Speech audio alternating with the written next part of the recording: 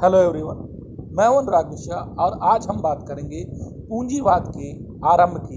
Capitalism कैसे शुरू हुआ और क्या शुरुआत थी, क्या इतिहास है और कैसे यह धीरे धीरे आगे बढ़ा। तो सबसे महत्वपूर्ण बात यह है कि 15वीं शताब्दी के अंत में यूरोप में जो नई अर्थव्यवस्था उभर रही थी उसे पूंजीवाद कहा जाता था। अब पूंजीवाद एक संस्था से अधिक एक लोकाचार है।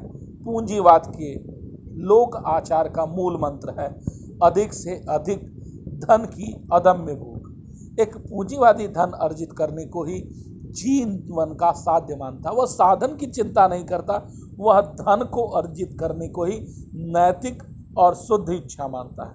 पूंजीवाद का आधार है अधिकाधिक लाभ कमाने के लिए बड़े पैमाने पर उत्पादन या उत्पादन के साधनों यथा पूंजी एवं उपकरणों पर व्यक्तिगत स्वामित्व।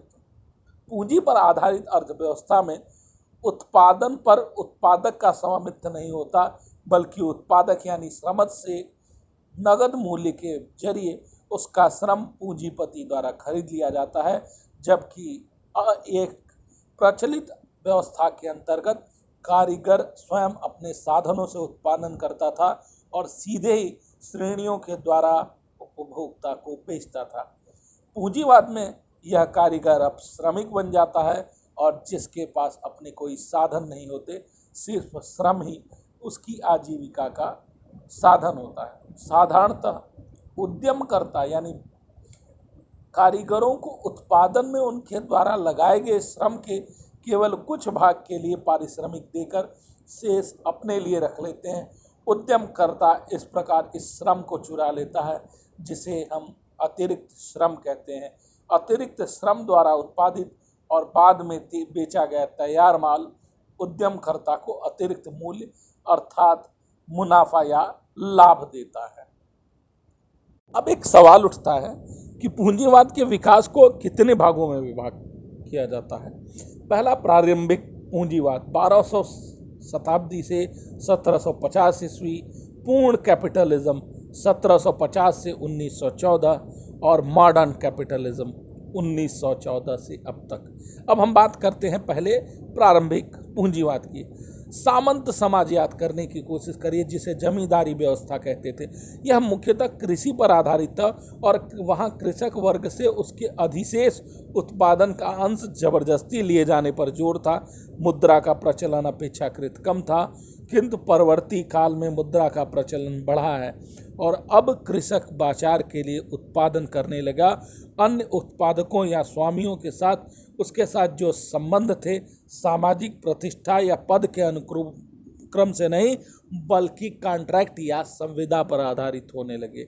अब वाणिज्य केंद्रीय व्यापारिक स्वरूप में हो गया। इसके अतिरिक्त समाज के एक बड़े तबके को अपनी श्रम शक्ति बेचने के लिए बाध्य होना पड़ा। अब ये बात बिल्कुल नहीं कह सकते हम कि सामंत काल में धन नहीं था। विशेषाधिकार प्राप्त लोगों के पास सोने चांदी की कमी नहीं थी, किंतु वह अनुपयोगी धन था। किंतु व्यापार और उद्योगों का विकास होते ही यह स्थिति बदलती चली गई। सामंतवादी व्यवस्था पूंजीवादी व्यवस्था की ओर अग्रसर हुई, जिसमें धन का निवेश लाभ कमाने के लिए किया जाता है। इससे प्राप्त होने वाले लाभांशों को पुनः निवेशित करके लाभ कमा जाता है और निवेशित किए जाने वाले धन को पूंजी कहते हैं। पुराने 3 वर्गों पादरियों, योद्धाओं, कृषकों, कामगारों के अतिरिक्त एक नया वर्ग मिडिल क्लास जन्म लेता है। इस वर्ग का उदय व्यापार में तेजी से वृद्धि के साथ हुआ। संख्या में कम होने पर संपत्तिशाली होने के कारण इस वर्ग का समाज में महत्वपूर्ण स्थान होता चला गया। 15वीं शताब्दी के अंत में हुई भौगोलिक खोजों, अमेरिका के 2 महाद्वीपों की खोज हुई थी और पूर्वी देशों के लिए समुद्री व्यापार की खोज ने, समुद्री मार्ग की खोज ने व्यापार का पूरा स्वरूप ही चेंज कर दिया। इन परिवर्तनों के साथ ही वस्तुओं की उत्पादन प्रणाली में परिवर्तन आया।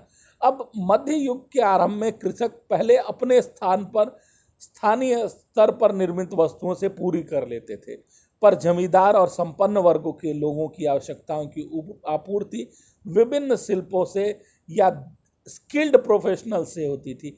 ये शिल्पी संघ या श्रेणियों में संगठित होते थे।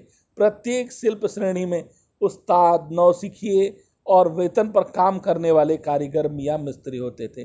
किसी भी स्किल को सीखने के लिए व्यक्ति का उस श्रेणी के उस्ताद का चेला बनना पड़ता था। कारीगरी सीख चुकने के बाद वह उस्ताद के अधीन स्त्री हो जाता था और पारिश्रमिक पर काम करता था, अथवा शिल्प का पूर्ण ज्ञान हो जाने पर वह स्वयं ही उस्ताद बन जाता था।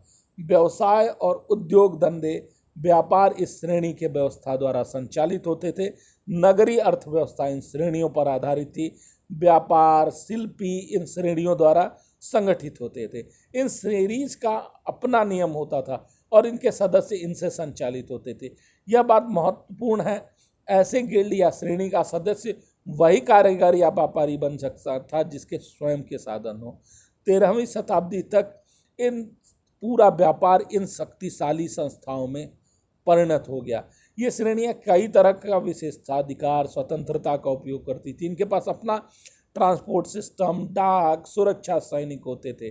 अब ये कच्चा माल थोक में खरीदकर शिल्पियों से तैयार कराते और उनका मूल्य तय करते। ऐसा करते समय ये अपने सदस्यों के हितों का ध्यान रखना जानते थे और सदस्यों को भी इस निश्चित मूल्य पर ही अपना माल बेचना पड़ता था। ये श्रेणियां माल के मानक तय करते थे। धीरे धीरे इस श्रेणी पर आधारित उत्पादन प्रणाली सामंतवाद में जकड़ी कृषि व्यवस्था में परिवर्तन आने लगा। अब हम और आप देखेंगे नई अर्थव्यवस्था में प्रारंभिक उत्पादन के गठन पर कैसे घरेलू उत्पादन प्रणाली का जन्म हुआ। अगले वीडियो में हम फिर बात करेंगे। वीडियो देखने के लिए धन्यवाद। अगर वीडियो पसंद आ रहा हो तो आप चैनल को सब्सक्राइब करना ना भूलें और कमेंट में बताएं कि अगला सीरीज़ की ज़रूरत है या नहीं। धन्यवाद।